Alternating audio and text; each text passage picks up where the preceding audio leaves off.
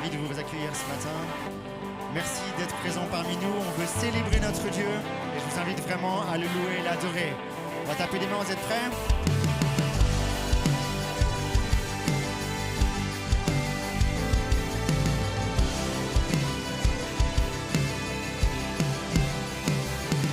Mon chant est une arme qui détruit tous mes ennemis. Mon chant est une arme qui chasse mes peurs, mes soucis, qui s'élève, qu'un chant s'élève. Nous te louons dans les ténèbres et tout s'éclaircit. Nous te donnons la gloire et proclamons la victoire qui s'élève.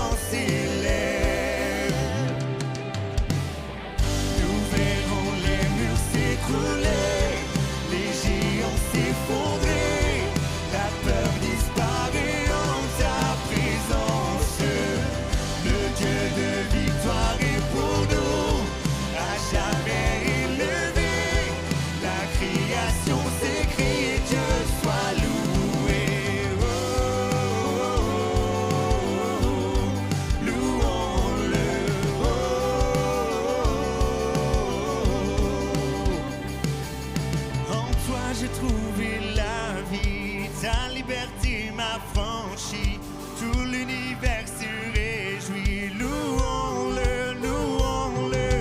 En toi j'ai trouvé la vie, ta liberté m'a franchi, tout l'univers se réjouit, louons-le, louons-le.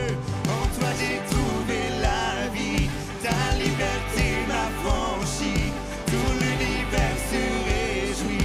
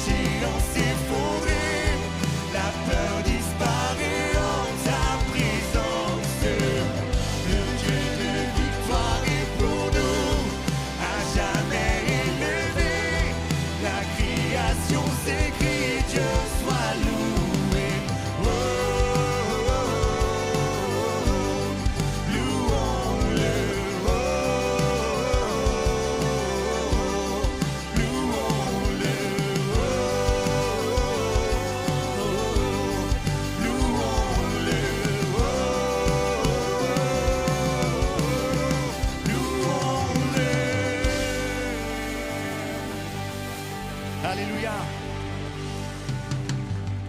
Ce matin, le Dieu que nous voulons adorer, c'est un Dieu qui ne défaillit jamais. Il est fiable, il est continu et il donne l'espoir. Si tu es au fond de tes efforts, au fond de ta vie, il est cet espoir. Alors chante avec nous ce matin. J'ai cet espoir, tel une encre encre pour mon âme. Dans la tempête, je m'appuie sur toi. Dans ton amour,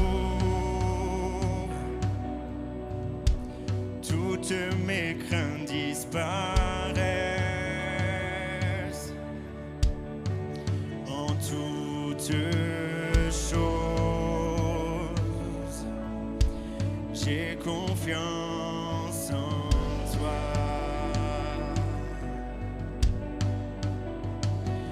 Mon espoir est assuré à la croix.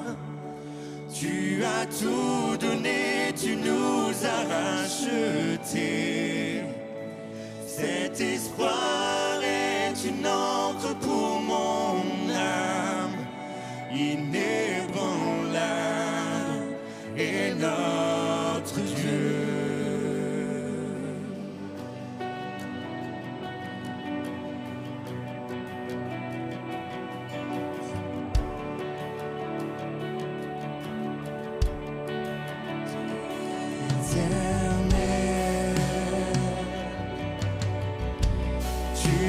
Et tu seras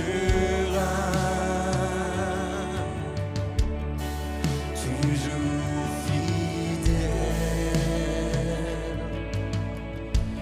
toujours près de moi.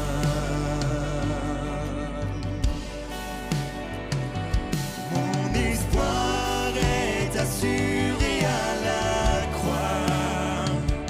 Tu as tout donné, tu nous as rachetés.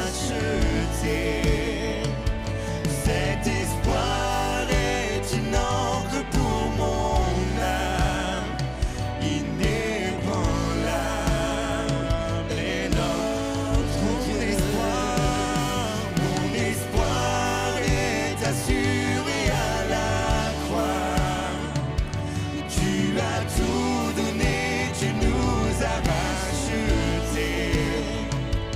Cet espoir est une encre pour mon âme, inébranlable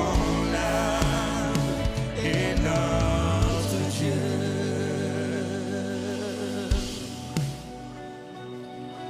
Son nom, le nom de Jésus, est le nom que tu dois appeler quand tu es dans la souffrance.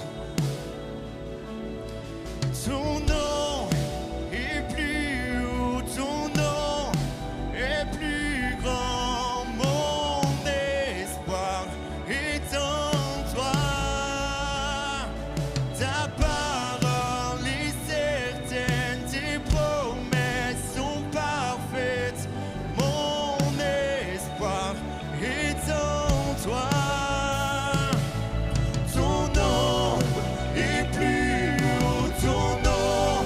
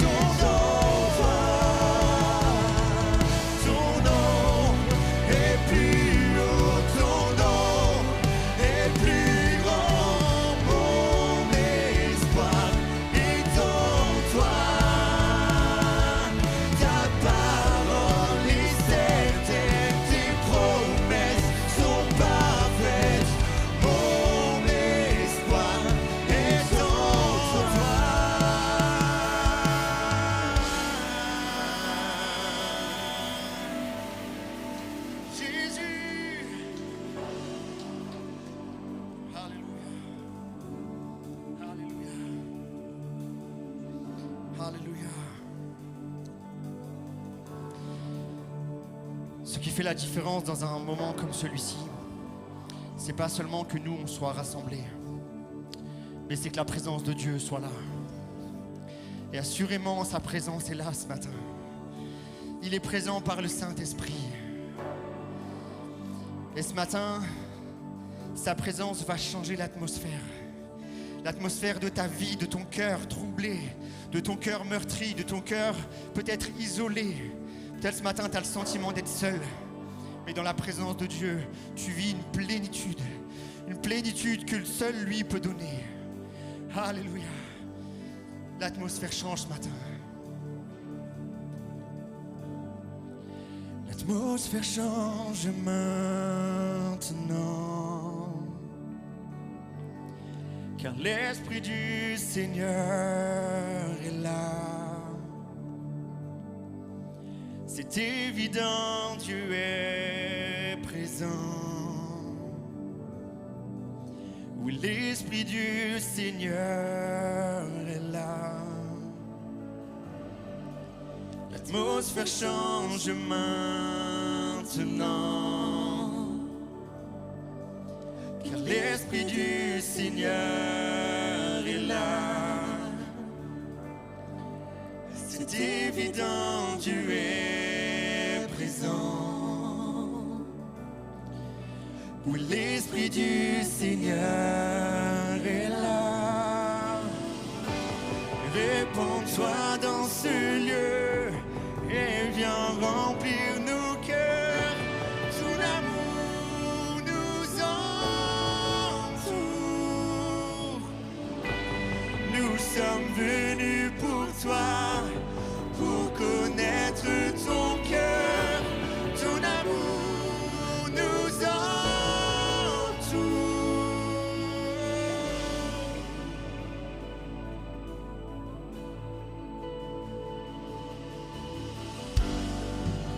L'atmosphère change maintenant, car l'Esprit du Seigneur est là. C'est évident, Dieu est présent. Oui, l'Esprit du Seigneur, l'atmosphère change maintenant, car l'Esprit du Seigneur est là. C'est évident, Dieu est présent. Oui, l'Esprit du Seigneur est là. Répands-toi dans ce lieu et viens remplir nos cœurs. Ton amour nous entoure. Nous sommes venus pour toi, pour connaître ton cœur. Ton amour nous entoure. Répands-toi dans ce lieu et viens remplir nos cœurs.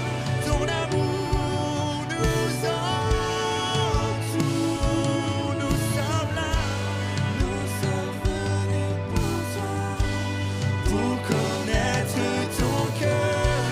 Ton amour nous entoure.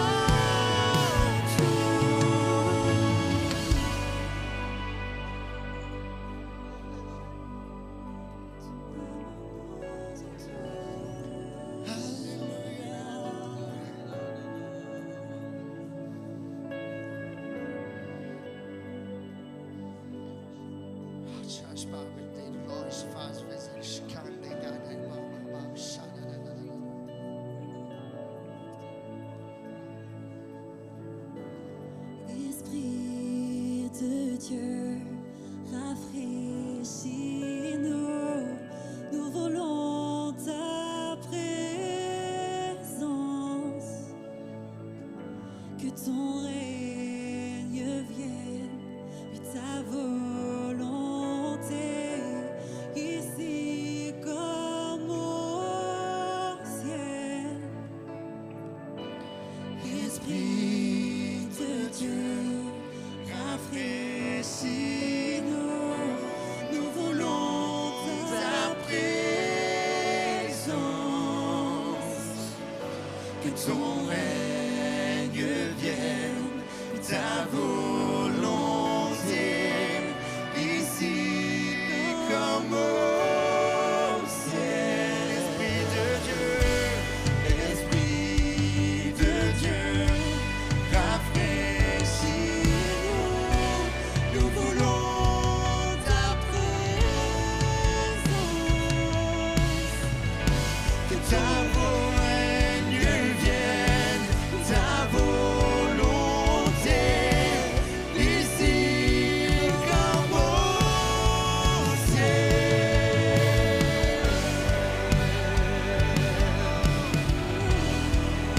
Ta volonté, Seigneur, ta présence ici-bas, c'est ta présence pour moi.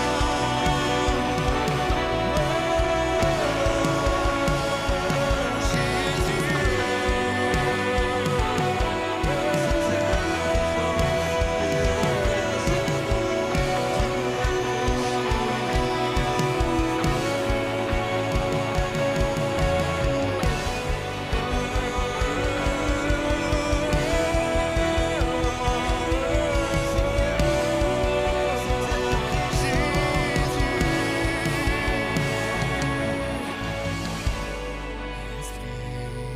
de Dieu, rafraîchis-nous, nous voulons ta présence. Que ton règne vienne, ta volonté, ici comme au ciel. Esprit de Dieu, Esprit de Dieu, rafraîchis-nous, nous voulons ta présence. Que ton règne vienne, ta volonté, ici comme au ciel.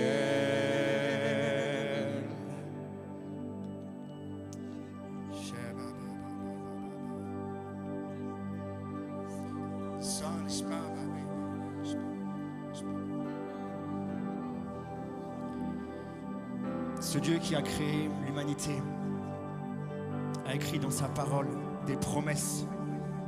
Ces promesses, il les a révélées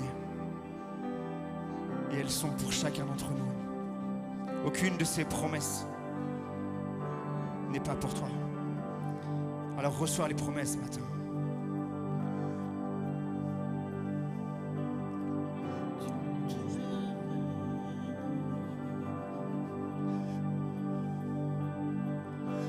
Te bénit et te garde, il rayonne sur toi, il t'accorde sa grâce, ton Dieu se tourne vers toi, te donne sa paix.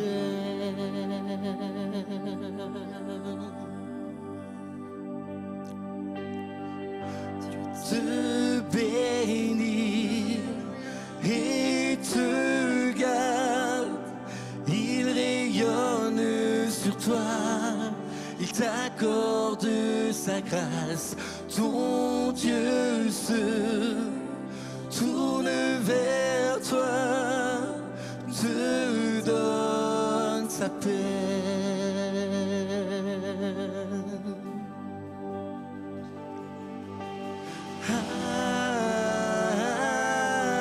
Amen, amen, amen, amen,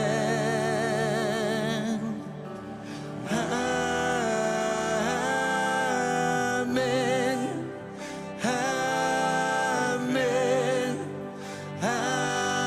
amen.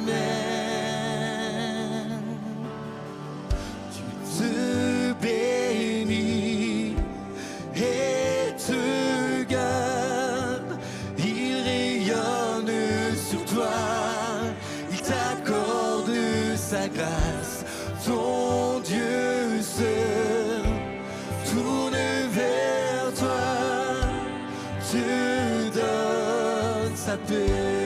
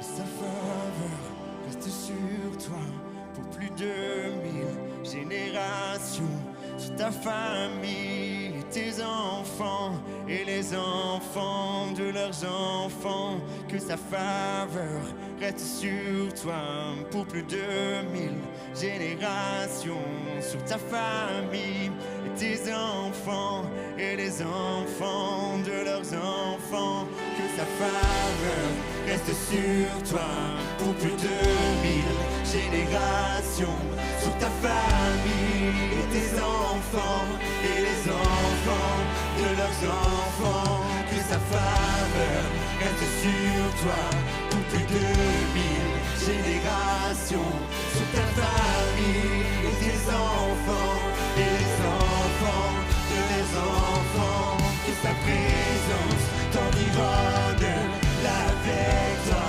à tes côtés, qu'elle t'inonde et t'entoure. Il est pour toi, il est pour toi, dès le matin jusqu'au coucher, à chaque pas, veillons sur toi, dans les larmes et dans la joie. Il est pour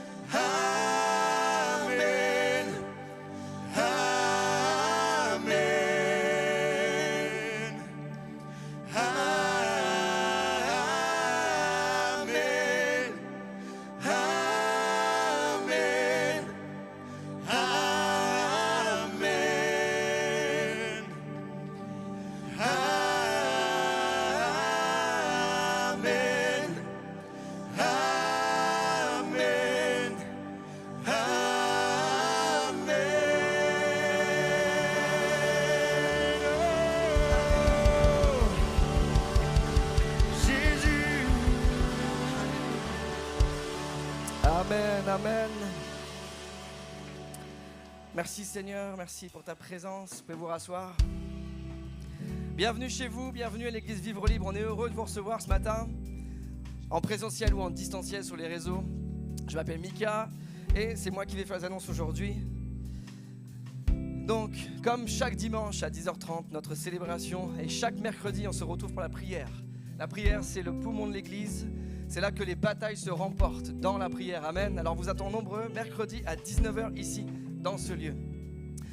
Les femmes de l'église se retrouvent le dimanche 8 juin et elles sont toujours heureuses de se retrouver. Bon, il n'y a que Fanny apparemment qui est heureuse de se retrouver. Donc, un pique-nique est organisé sur inscription. Et Fanny m'a rappelé que les inscriptions sont limitées avant le jeudi 5 juin. Donc pour vous inscrire auprès de Fanny, de Momo ou de Catherine, faites-le avant le 5 juin, afin qu'elles puissent s'organiser. Et messieurs, nous les maris, nous sommes invités à venir au barbecue le soir. Et Mike, on ne fera rien. C'est une petite blague entre Mike et moi, parce qu'à chaque fois qu'on fait un barbecue, c'est lui qui le fait, donc c'est pour ça. Vendredi 20 juin, on se retrouvera aussi ici dans ce lieu pour notre 2023. Amen, ouais. Notre soirée de louange et d'adoration, on est là dans la présence de Dieu pendant 3 heures, ou un petit peu moins en tout cas, mais vous pouvez venir le temps que vous voulez, 1 heure, 2 heures, 3 heures, on participe ensemble, on loue, on adore Dieu ensemble et c'est vraiment de bons moments qu'on passe. Donc le vendredi 20 juin, n'oubliez pas de venir ici dans ce lieu. Si vous souhaitez soutenir notre église, l'église Vivre Libre, vous pouvez le faire par vos dons. Les bannettes sont là à chaque côté du stage, mais également aussi, vous pouvez le faire par virement. Pasteur Manu se fera un plaisir de vous donner le RIB de l'église, si vous avez vraiment à cœur de soutenir notre église. Et enfin, restons connectés, les différents réseaux sur lesquels nous sommes présents. De plus en plus de gens nous suivent, et même des gens viennent et sont venus grâce à TikTok, le petit dernier là, qui a été initié par Maloso et l'équipe, et on est fiers de pouvoir proclamer le nom de Jésus sur les réseaux. Donc, restons connectés avec ces divers moyens. Et aujourd'hui, c'est un dimanche spécial. Non pas seulement parce qu'on reçoit le pasteur Daniel Potier avec nous, mais parce que nous avons la joie et nous voulons mettre à l'honneur des personnes extraordinaires dans ce lieu ce matin. Les mamans.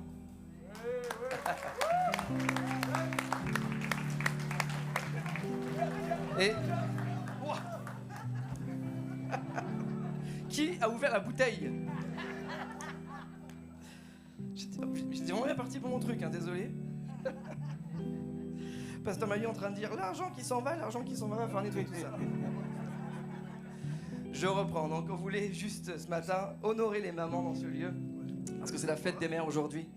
Et à vous toutes, les mamans naturelles, adoptives, monoparentales, jeunes ou plus âgées, l'église Vivre Libre tenait à vous honorer ce matin et à vous remercier d'être ces héroïnes du quotidien, prêtes à tous les sacrifices pour ceux, pour celles qui vous ont été confiés. Et à vous qui ne l'êtes pas encore, on ne veut pas vous mettre de côté ce matin, on prie que Dieu vous donne la grâce de donner la vie et de donner l'amour. Ce plus grand cadeau que Dieu a offert, l'amour. Parce que l'amour d'une maman, et tous les enfants ici, les plus jeunes ou plus anciens le savent, l'amour d'une maman, il s'éteint jamais.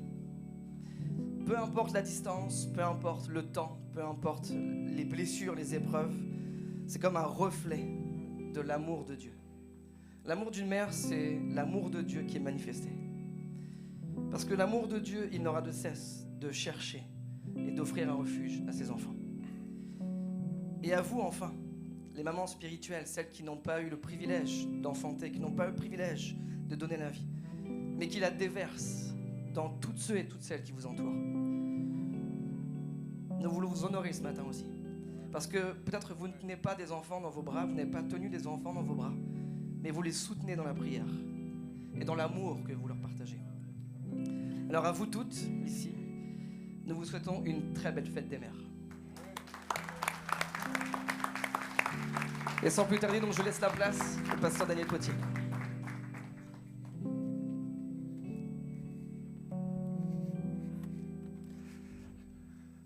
Merci pour l'accueil. Je suis très heureux et très honoré d'être au milieu de vous. En plus, je suis sur une plateforme bénie, elle vient d'être baptisée. Je sens déjà l'onction de ce baptême-là sur ma vie et mon ministère. J'avais hâte de vous rencontrer parce qu'on m'a beaucoup parlé de votre église. Ça fait à peu près 3 ans qu'on m'a invité à venir prêcher au milieu de vous, donc c'était du temps du pasteur Seb. Et on s'est rencontrés une fois à Montréal et il m'a renouvelé, il faut que tu viennes nous voir. Et le pasteur Manu a repris la relève, parce qu'ils sont tenaces ici, vos pasteurs. Hein. Quand ils ont une idée dans la tête, je pense qu'ils ne la lâchent pas, quoi, ils vont jusqu'au bout. Donc, nous voilà avec mon épouse Patricia. On est vraiment bénis d'être au milieu de vous ce matin. Merci encore. Alors, même si l'auditoire est dans la pénombre, il y a des visages que je reconnais, puisqu'on a exercé notre ministère pendant 5 ans dans la région, il y a presque 20 ans, parce que ça fait 19 ans maintenant qu'on est sur l'église de LM à Lille. Merci pour la technique qui allume progressivement. Comme ça, je vais pouvoir dénoncer les visages que je vois. Il y a même un couple de LM qui est là, donc notre église Lille qui est là. Je vous rassure, je ne sors jamais avec mes supporters, avec mes fans, mais ils sont là. Ce n'était pas prévu et j'ai eu l'heureuse surprise, bien sûr, de les rencontrer, de me dire, on m'a dit plutôt qu'ils étaient là. Voilà. Depuis plusieurs semaines, sur notre église, on a commencé une série qu'on a intitulée « Entrer dans la promesse ». Pourquoi ? Parce que, on va le dire un peu plus loin dans la prédication, nous sommes rentrés vraiment dans une saison particulière de notre église où vraiment il nous faut maintenant entrer dans les promesses qui sont devant nous. Et pour cela, il faut des étapes. Et je voulais partager quelques points avec vous. Donc pour le couple de LM qui est là, c'est une révision. Sortez vos carnets et répondez aux questions. Mais je trouve que c'est important effectivement de pouvoir, vous aussi et nous ensemble, de mettre en place des principes qui nous aident à entrer dans la promesse. J'ai basé cette série sur la vie de Josué, le conquérant qui est allé de victoire en victoire. Et aujourd'hui, on va voir une histoire qui, à mon sens, est la plus bizarre de tout l'Ancien Testament. On va parler de la bataille de Gabaon. Peut-être pour certaines personnes, il y a déjà des idées qui vous viennent, des histoires de ce texte qui vous viennent, mais on va le développer ensemble. Je vais placer vraiment le cadre juste en quelques mots et après on va rentrer très vite dans le vif du sujet. Le cadre, il est le suivant. Une coalition de 5 rois s'organise pour aller combattre une ville qui s'appelle Gabaon. En principe, le peuple hébreu n'a rien à voir avec ce peuple. Ça ne les concerne absolument pas. Sauf que, par ruse, les Gabaonites ont fait une alliance avec le peuple hébreu. Et voilà le peuple hébreu embarqué dans une bataille, dans une guerre qui, en principe, n'était pas la leur, mais parce qu'ils ont fait alliance, parce qu'ils ont fait l'erreur de ne pas consulter l'Éternel, les voilà embarqués dans une histoire, dans une guerre qui n'est pas la leur. Alors de cette leçon-là, ou de cette erreur-là, on va en retirer 2 leçons importantes. La première leçon est la suivante, c'est « Osons déranger le ciel par des prières insensées ». Je vais remettre tout cela dans ce contexte encore. Donc Josué, avec l'armée, va défendre les Gabaonites contre cette coalition de 5 rois. Ils bataillent fort, ils prennent le dessus sur l'armée, et voilà que d'un seul coup, ils s'aperçoivent que le combat dure, la nuit arrive, et en bon stratège, Josué est en train de se dire, si la nuit arrive, ce n'est pas à notre avantage. L'armée adverse va en profiter soit pour fuir ou va en profiter pour se réorganiser. Il faut vraiment qu'on puisse vaincre cette armée avant que la nuit tombe. Et là, il va faire une prière complètement insensée. Josué 10, versets 12 et 13. Ce jour-là où l'Éternel donna aux Israélites la victoire sur les Amoréens, Josué s'écria devant tout Israël, « Soleil, arrête-toi sur Gabaon ». Rien que ça. C'est osé, non? On peut même qualifier d'insensé? Ben, il ne s'arrête pas là. Hein. Et toi, lune, fais halte sur la vallée d'Ayalon. Ben, allons-y, hein. Open bar.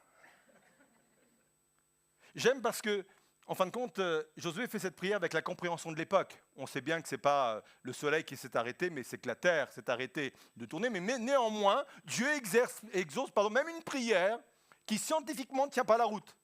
C'est vraiment une prière insensée. Et Dieu obéit, Dieu exauce. Verset 13, et le soleil s'arrêta, la lune suspendit son cours, jusqu'à ce que le peuple d'Israël eût réglé ses comptes avec ses ennemis. Vous aurez beau chercher dans toute la Bible, il n'y a aucune prière qui ressemble à celle-ci. Aucune. Quand je vous disais en préambule que c'est une histoire extrêmement bizarre, et sans doute la plus bizarre de l'Ancien Testament, c'est vraiment, vraiment la réalité. Il ne demande pas une petite aide, il demande un miracle cosmique. Un miracle. Arrête, soleil, j'ai besoin de temps, la nuit arrive, je commence à prendre le dessus sur l'armée ennemie, la nuit arrive, moi il me faut plus de temps, soleil, arrête-toi. Formidable. Pourquoi il ose prier grand? Parce que sa mission est grande. Et je vais développer un principe que je mets devant vous. Le principe est la suivante, vous pouvez le noter, ce principe-là. L'audace dans la prière naît de la clarté de la mission. Je répète, l'audace dans la prière naît de la clarté de la mission. Plus vous allez comprendre le but que Dieu a déposé sur vos vies, plus vous allez prier avec audace, avec confiance et avec vision. C'est vrai que trop souvent, nos prières sont petites, non pas parce que Dieu est petit, mais parce que notre vision est petite. Ou la compréhension de ce que Dieu a déposé sur nos vies, a déposé sur nos ministères, a déposé sur nos appels est trop petite. C'est la seule raison. Mais quand on s'aligne avec une mission céleste, ça change tout. Dieu a une mission céleste pour ma famille. Dieu a une mission céleste pour mes projets, que ce soit sur le plan professionnel, que ce soit sur le plan associatif, que ce soit par rapport à tout autre engagement. Dieu a une mission céleste pour notre Église, pour votre Église. Dieu a une mission céleste pour ma vie spirituelle. Et mon but à moi, c'est d'aller chercher, d'aller comprendre dans une intimité encore plus profonde avec Dieu, de comprendre quelle est cette mission céleste, quel est cet appel. Et plus cet appel me sera révélé, plus je vais oser prier avec audace. Je vais oser prier des prières insensées. Je le disais en préambule, nous sommes sur l'île dans une saison vraiment particulière. On vient de construire ou d'agrandir un bâtiment qui aujourd'hui fait 3000 mètres carrés. Et le projet immobilier, ce n'est pas le projet en soi. Il y a d'ailleurs Philippe qui est là, qui est membre du conseil d'administration, donc il peut valider tout ce que je suis en train de dire. C'est un projet de plusieurs millions d'euros. Et le but, c'est, je vais le résumer par un slogan. Pendant longtemps, le slogan de notre église a été une église dans la ville. Notre slogan aujourd'hui, c'est la ville dans l'église. Que le lieu que nous sommes en train de construire, et c'est le cas, devienne un lieu commun, où les gens de la ville ou de l'extérieur puissent venir faire n'importe quel type d'activité, que ce soit socioculturelle ou autre. C'est vraiment le but, c'est vraiment le projet. Et on a engagé effectivement beaucoup de sommes dans ce projet. On a commencé les travaux il y a une année, on est rentré dans nos bâtiments il y a un mois. Et quand on a commencé notre projet, vous savez, il y a les défis un peu financiers qui sont importants. On devait emprunter plusieurs millions d'euros. Et on a commencé les travaux et on avait fait simplement au niveau des banques, plusieurs banques, des promesses, comment dirais-je, des acceptations de principe. Et moi, je n'ai pas pu attendre que l'argent vraiment soit sur nos comptes parce que, on s'était engagé avec des entreprises et si on se désengageait par rapport à ces entreprises au niveau du temps, on allait sans doute les perdre, etc. On était dans une période aussi économique où le marché de l'acier, les marchés des matériaux augmentaient. Et sur des projets comme cela, vous pouvez perdre facilement plusieurs centaines de milliers d'euros. Donc, il fallait vraiment commencer. Et on a vraiment commencé par la foi, parce que Dieu a mis vraiment dans mon cœur une parole très précise, parce que la vision était claire dans ma tête aussi, le projet que Dieu avait mis sur nos vies était clair dans ma tête, et on a commencé les travaux sans qu'on ait forcément tout l'argent sur notre compte, tout simplement une partie. Et au bout d'un certain temps, bien, les entreprises ont commencé à taper à la porte, c'est normal. Vous connaissez beaucoup d'entreprises qui vivent de philosophie uniquement Ils ont besoin de choses concrètes, quoi, et c'est normal. Donc ils sont venus frapper à notre porte, et moi j'étais comme un peu dans ma bataille de Gabaon. Vous savez, comme Josué, il s'est arrivé, il dit « Waouh, moi j'ai besoin encore plus de temps, j'ai besoin que Dieu arrête le soleil pour qu'il me donne plus de délai, plus de temps. » Et c'était vraiment ma prière. « Seigneur, donne-moi plus de temps, donne-moi plus de délai. » C'est vrai qu'ils ont besoin de leur argent, mais je ne sais pas comment faire parce que l'argent des banques n'est pas encore arrivé. Et là, on est sur plusieurs centaines de milliers d'euros.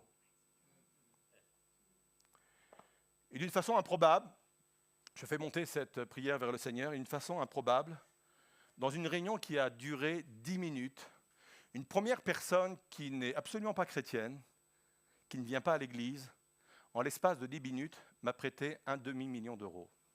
Vous connaissez beaucoup de copains à qui vous pouvez dire « t'as pas 100 balles ?» On en a parfois ils prêtent pas. Vous en connaissez beaucoup de personnes à qui vous pouvez dire « t'as pas un demi-million de prêter ?» Et dans cette même réunion, une autre personne de l'église, cette fois-ci, nous a prêté 250 000, ce qui fait qu'en 10 minutes, Dieu venait d'arrêter le temps, venait de stopper le soleil pour que je puisse avoir du délai, je puisse enfin respirer, ne plus avoir la pression financière. Je peux vous dire que ce type de projet nous a fait tous grandir, m'a fait grandir dans ma foi, m'a fait grandir dans l'appel que Dieu a mis sur nos vies, sur cette église. Et ça, c'est quelque chose de glorieux. Et osons des prières insensées. Et osons des prières qui nous dépassent. Osons. Parce qu'il est capable d'arrêter le temps pour nous, il est capable d'arrêter le soleil pour nous. Il faut oser cela. C'est Corrie ten Boom que vous connaissez, hein, une femme remarquable qui a vraiment marqué sa génération avec un message fort sur le pardon, a dit ceci, elle a dit ceci, la foi voit l'invisible, croit l'incroyable, reçoit l'impossible. La foi voit l'invisible, et si la foi peut voir l'invisible, encore une fois, parce que la vision est claire, le projet céleste est clair, croit l'incroyable et reçoit l'impossible. La foi audacieuse ne nie pas la réalité, mais elle s'appuie sur une réalité supérieure.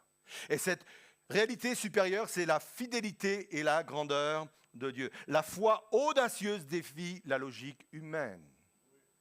Quelle est la prière audacieuse que tu dois aujourd'hui faire monter vers le Seigneur?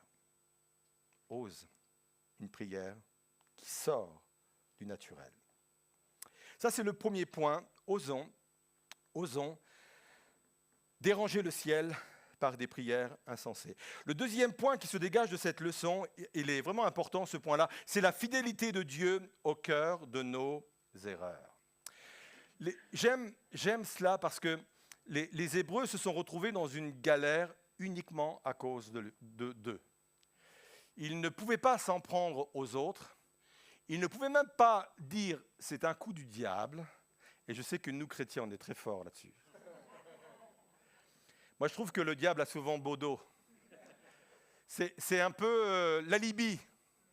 C'est un peu la personne, je peux m'exprimer comme cela, qui nous permet parfois de nous dédouaner, de nous déresponsabiliser. Oui, je crois que le diable peut mettre des coups tordus, venir nous trouver des coups tordus, mais j'aimerais dire que parfois, nous sommes uniquement les responsables de nos propres erreurs.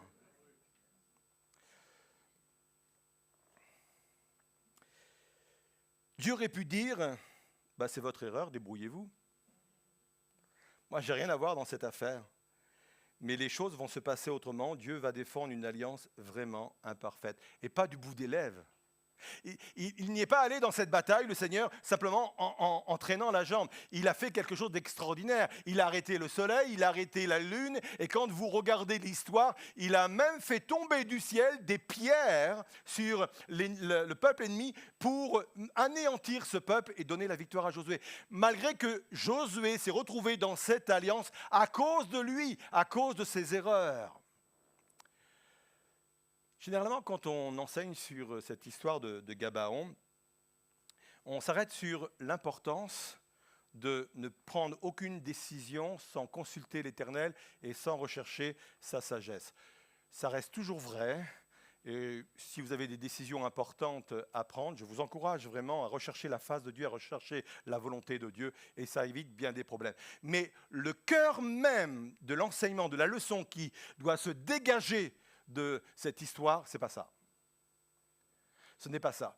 Vous savez que chaque histoire dans la Bible a sa raison d'être. La Bible dit que tout ce qui est arrivé dans le passé est arrivé pour que nous puissions en retirer des leçons. Donc si cette histoire est là, certes le fait de prier avant de prendre des décisions, ça reste quelque chose de correct, mais l'idée profonde que Dieu a décidé de permettre à ce que cette histoire se retrouve dans la Bible, c'est au-delà de cela. L'idée principale, c'est vraiment, même au sein de vos erreurs, je suis capable de venir à votre secours. Et ça, c'est quelque chose de fort, c'est quelque chose de puissant qu'on veut regarder. La fidélité de Dieu s'exerce même au sein de nos erreurs. Et nous sommes tous concernés parce que nous faisons tous des erreurs. Et si quelqu'un se sent inspiré à dire à son voisin, même toi, allez-y. Nous faisons tous des erreurs.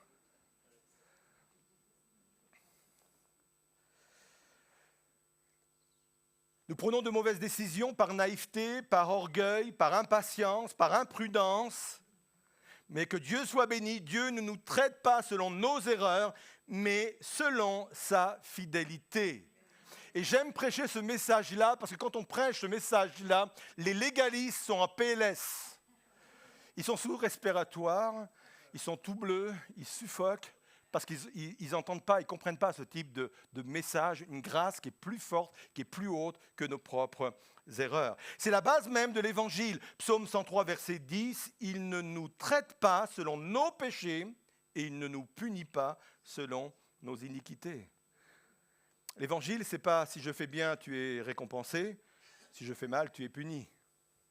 L'Évangile n'est pas un système de mérite. L'Évangile, ce n'est pas le karma.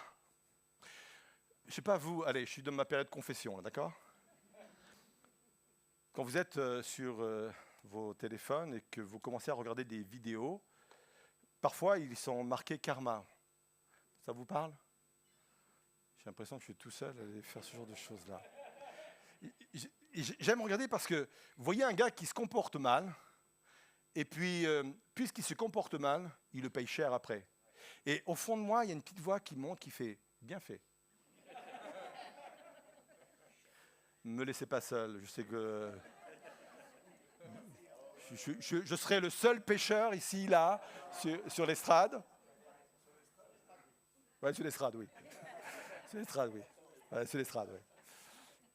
Voilà, des fois, vous êtes en voiture et vous avez quelqu'un qui se conduit n'importe comment, il vous tourne n'importe comment, il vous dit « pourvu qu'il y ait la police au bout, là-bas ». Vous savez, le karma, l'évangile, c'est pas le karma.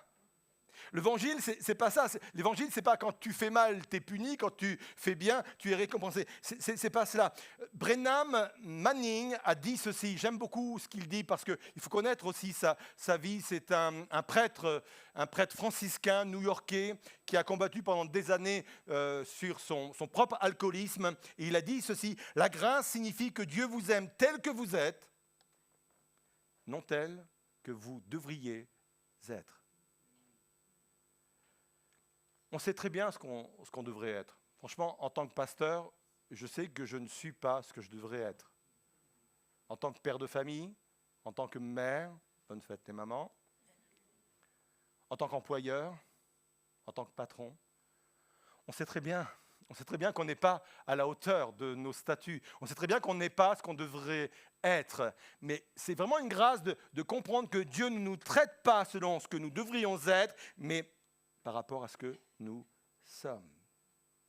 Cette approche de l'Évangile est vraiment importante car c'est la seule qui a un réel pouvoir de transformation. La culpabilité ne peut transformer personne. La sévérité, la dureté des mots ne peuvent changer aucune personne. Même pas la loi dans la Bible ne peut changer une personne. Si c'était le cas, Jésus n'aurait pas eu besoin de venir donner sa vie sur la croix. C'est parce que la loi, même si elle est bonne, elle est excellente, ce sont des valeurs extraordinaires, c'est parce que la loi n'avait aucun pouvoir pour transformer une personne que Jésus est venu. C'est ça la réalité. Croire à la bonté de Dieu pour ma vie reste une force extraordinaire de transformation. Romains 2, verset 4, « Ne sais-tu pas que la bonté, c'est la bonté de Dieu qui doit m'amener à changer de comportement ?» C'est la raison pour laquelle le fils prodigue est retourné vers son père. Il croyait à la bonté de son père. Je pense que si il avait eu l'image d'un père dur, jamais il n'aurait vécu sa propre transformation et jamais il ne serait revenu vers son père. Et il a eu raison. Parce que quand il est remonté vers le père était extraordinaire. La Bible nous dit que quand il a vu au loin son fils arriver, la Bible nous dit que le père a commencé à courir. C'est un détail sur lequel on passe, mais qui a toute son importance. En principe, dans l'Orient de l'époque, les personnes âgées ne couraient pas. C'était indécent. Ce n'était pas digne de leur âge, ce n'était pas digne de leur rang. Pour poser un peu leur statut de personnes âgées, de vieillards, ils marchaient vraiment doucement. Là, ils courent, ça ne se voit pas. C'est quelque chose qui est hors du commun, c'est quelque chose qui est même irrespectueux par rapport à la population et par rapport aux gens de son âge. Ils courent. Pourquoi courent-ils ? Vous allez me dire, mais c'est normal. Je ne sais pas combien de temps il n'a pas vu son fils, il est heureux de voir son fils. C'est pas que ça. C'est pas que ça. Le père sait que par son comportement, le fils a mis l'opprobre sur sa maison, sur sa famille. Et selon le livre du Deutéronome, en principe, ce type de fils aurait dû être lapidé par la population. Et si le père court au-devant de son fils, c'est parce qu'il sait très bien qu'il doit arriver à tout prix avant la foule, avant que la foule rassemble les cailloux. Il court au-devant de son fils parce qu'il se dit, si j'arrive avant la foule auprès de mon fils et que je puisse l'entourer comme cela, personne n'osera lui jeter une pierre. Je suis là pour le couvrir, je suis là pour le garder, je suis là pour le restaurer. Je veux qu'il vive pleinement. Ça, c'est l'évangile. C'est l'évangile, ça. Un père qui vient malgré nos erreurs, qui vient nous couvrir, qui vient nous sauver, qui vient nous restaurer. Ça, c'est l'évangile. Seule puissance pour transformer. Mais l'évangile est toujours une notion d'équilibre. Il est crucial de comprendre que la grâce ne doit être jamais prise à la légère. La grâce n'est jamais un prétexte pour faire n'importe quoi. La grâce n'est jamais l'objet d'un calcul pour deux raisons. La première, parce que la grâce coûte cher. Pour vous et pour moi, elle est gratuite. Pour Jésus, elle a coûté cher. Je pense que ici-bas, personne, avec son intelligence, peut comprendre le prix que ça a coûté au Seigneur Jésus de quitter son ciel de gloire, de venir sur la terre des hommes et de mourir à la croix comme un vulgaire pécheur.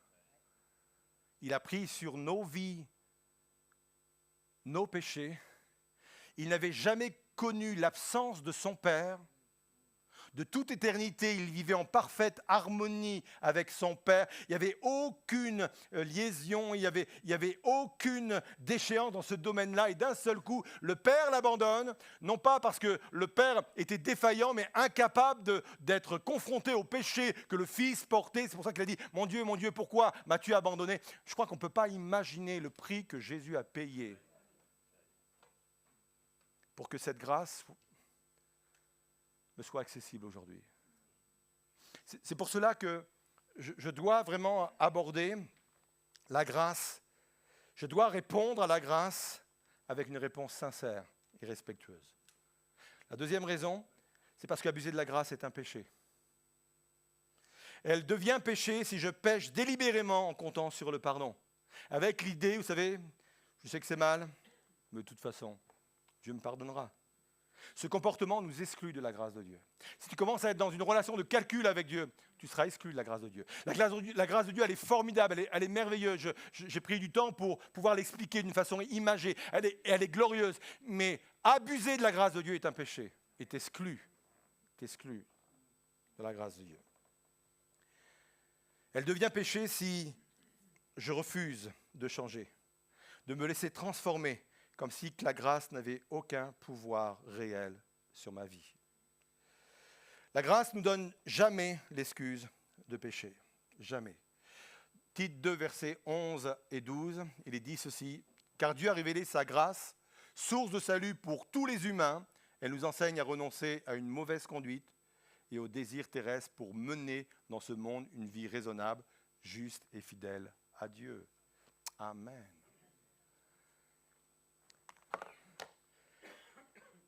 Quand j'ai continué à étudier ce texte, je me suis dit, décidément, tu n'arriveras jamais à comprendre la grâce.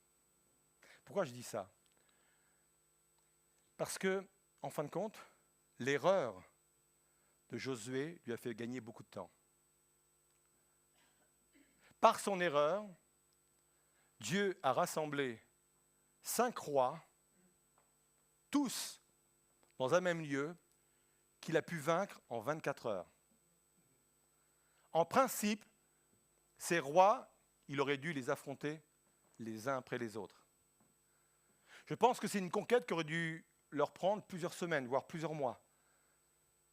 Et là, parce qu'il fait une erreur, parce qu'il commet l'erreur de ne pas consulter l'Éternel, il gagne du temps. Allez comprendre quelque chose à la grâce, vous. C'est la grâce. C'est pour ça qu'il ne faut pas en abuser. C'est pour ça qu'il faut la respecter. C'est pour ça qu'il faut vraiment avoir un comportement sincère à l'égard de Dieu.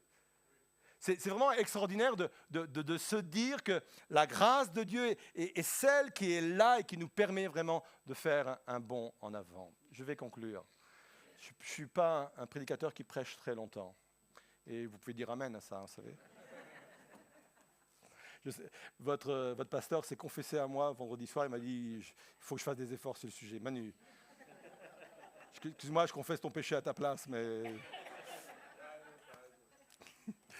Bon, vous vous souviendrez, il faudra le relancer sur le sujet, d'accord?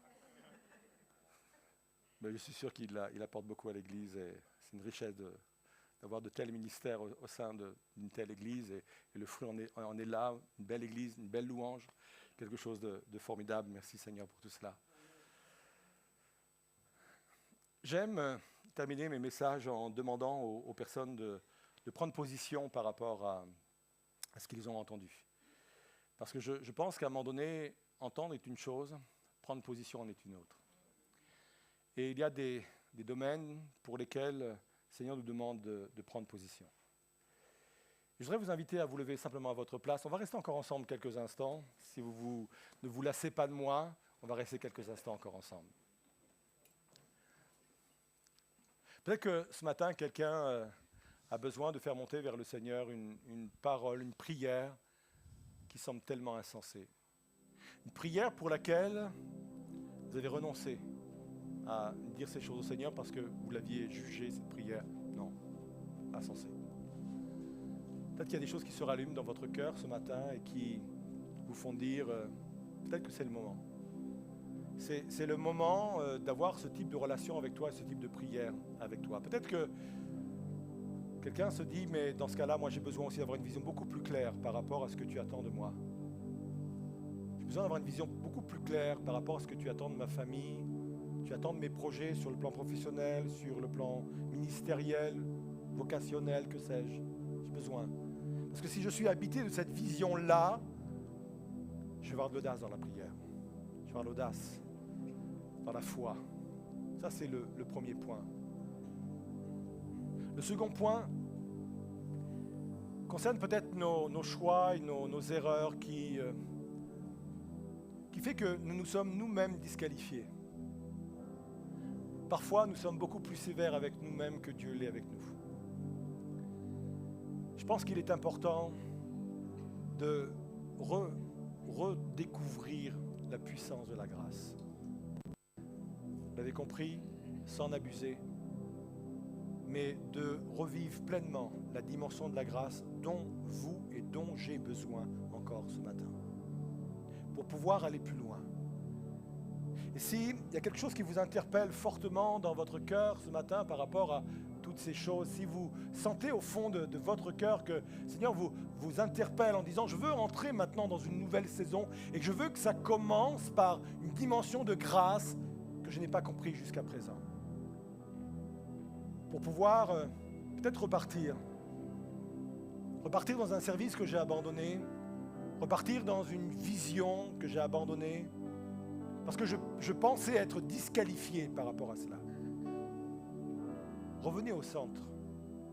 Revenez au centre de la grâce et au centre de l'amour de Dieu. Gardez cette image de ce Père qui entoure son Fils. Et je peux vous assurer que quand le Père a entouré son Fils, aucun villageois n'a osé prendre une pierre pour atteindre le Fils. Aucun. Et sans doute que quelqu'un ce matin a besoin de se retrouver comme cela, caché par les bras du Christ, par la puissance de la grâce. Parce que c'est la grâce qui restaure, c'est la grâce qui relève, c'est la grâce qui envoie tout à nouveau des hommes et des femmes dans la mission, dans l'appel qu'ils ont reçu de la part de Dieu. C'est la grâce, uniquement la grâce. Alors je veux vivre cette réalité. Et pendant que le groupe de louanges va interpréter le chant qu'ils ont préparé, si vous sentez au fond de votre cœur que vous avez besoin de faire une démarche visible, sortez de vos rangs et venez sur le devant. Je vais prendre le temps où je suis de prier pour vous. Je crois à la nécessité d'une implication physique. Sortir des rangs et venir sur le devant est une implication physique. Je crois que ça permet de vivre et de venir chercher la teneur et le cœur de ce que nous avons partagé ce matin. Vivez cette réalité-là ce matin. Sortez de vos rangs, venez sur le devant. Je vais prendre un temps pour prier pour vous et on se joint pendant ce temps à la louange du groupe.